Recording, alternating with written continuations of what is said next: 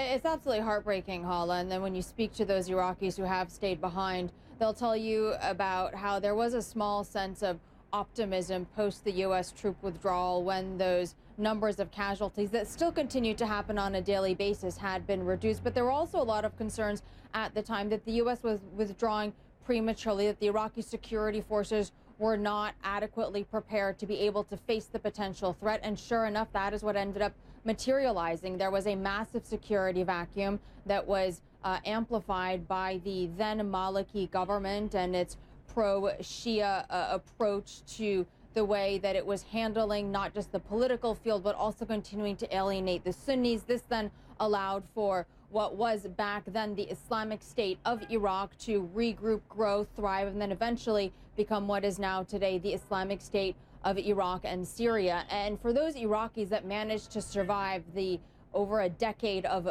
violence, of warfare during the U.S.-led occupation, for them to have to now confront this is beyond detrimental to them in terms of lives lost, in terms of what it is doing to their psyche, in terms of what it is doing to their ability to move forward in their country, a country that right now most of them either can't access or effectively are under siege. And in areas that ISIS controls, people cannot easily move in and out. There actually literally is no way to escape ISIS unless you're willing to pay astronomical fees to smugglers, which many cannot actually afford at this stage.